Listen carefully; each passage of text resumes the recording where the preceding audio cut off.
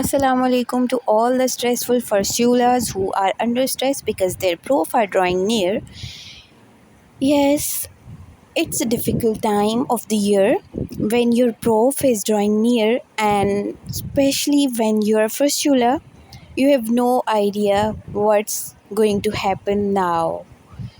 Because the trailer was a very scary thing for you, and now the movie has to begin.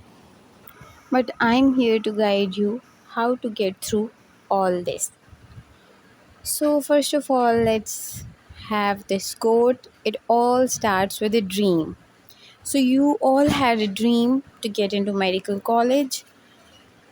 Now that you all have gotten into your medical colleges, now it's time to have a ride over this roller coaster.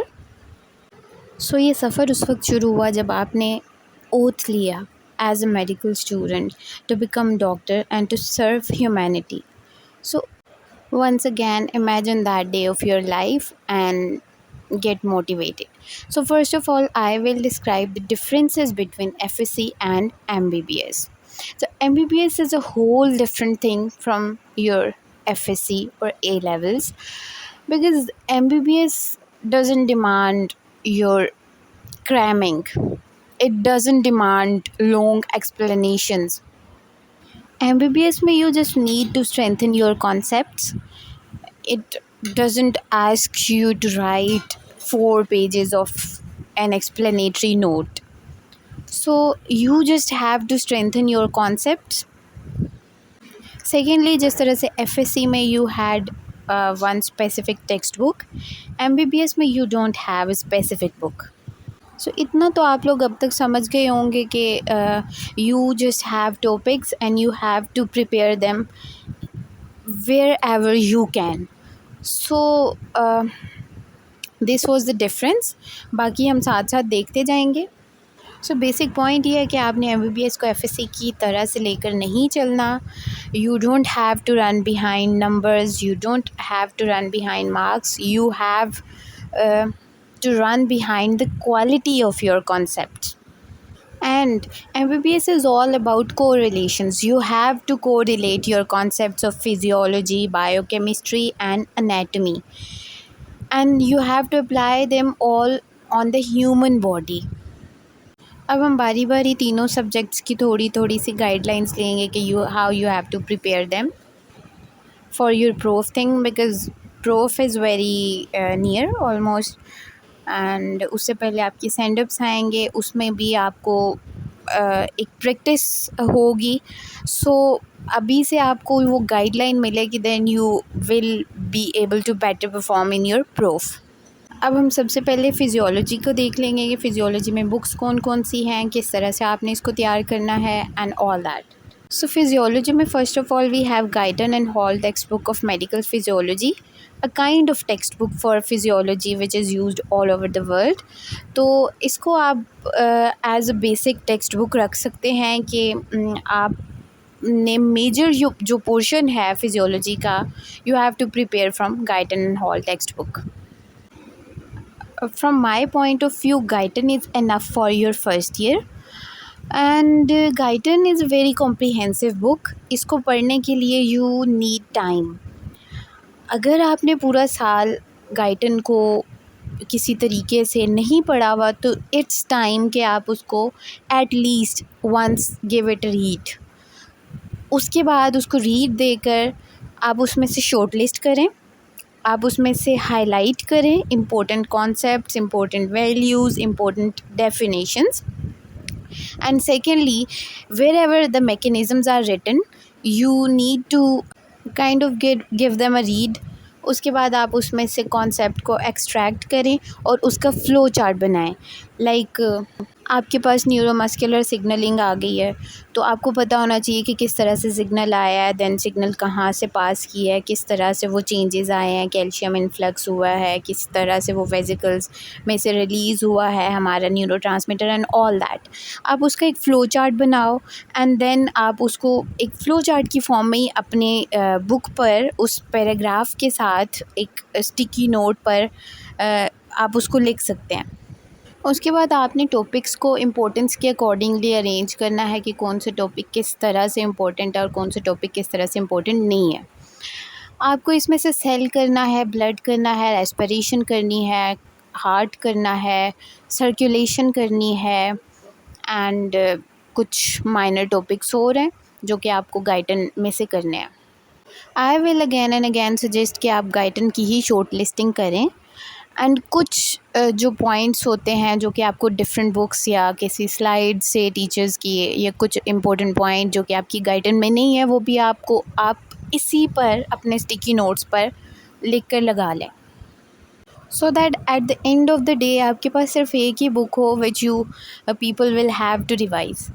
Because prof का time is really a very tough and very difficult time कि उसमें you don't have enough time कि आप बहुत सारी किताबें पढ़ सकें, आप मुख्तलिफ़ जगहों से कॉन्सेप्ट्स ले सकें, ये कर सकें, ये सब चीज़ें आपकी बिफ़ोर प्रूफ प्रेप्स में आ जाती हैं।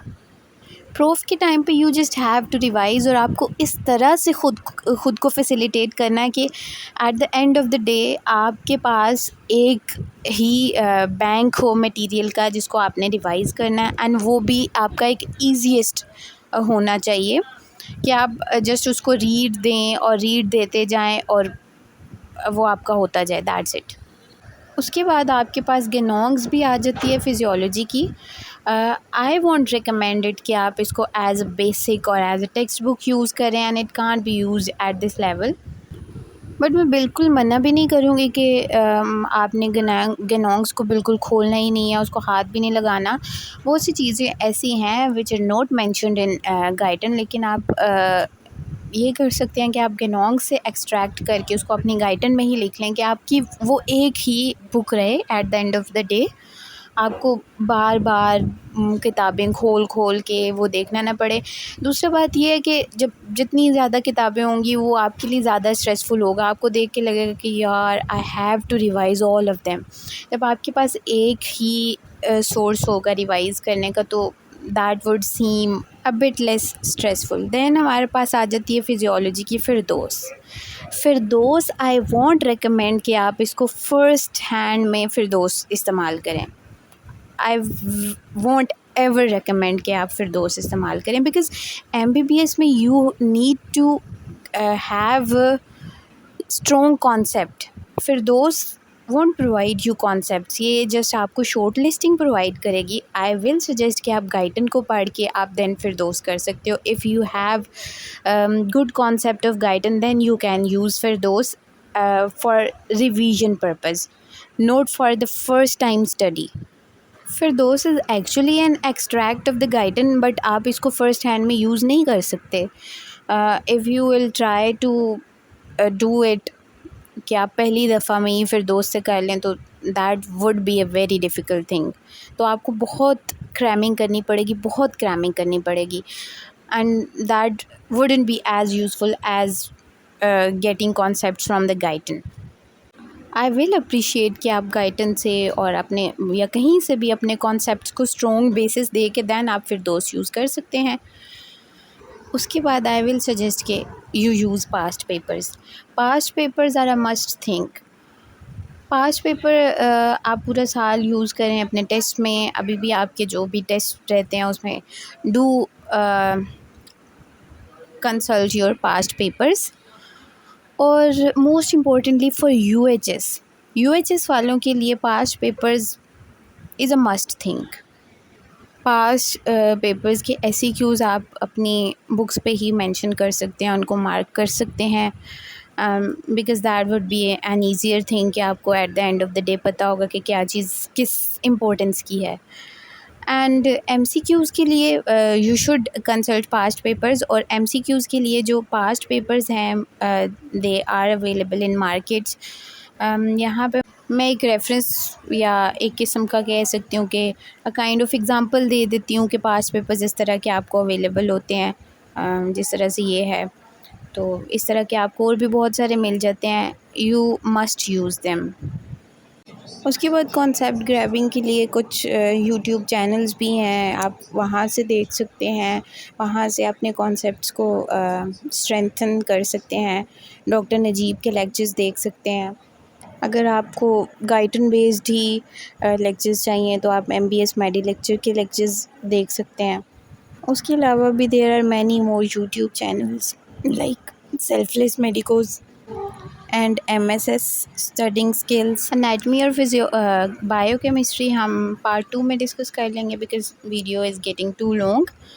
Now, in the end, I will just say don't stress, do your best, and forget the rest. And you will be a good doctor at the end of the day. You can give your feedback and mention your queries in the comment section. Thanks for watching. I will soon upload the part 2 of the video. Stay connected.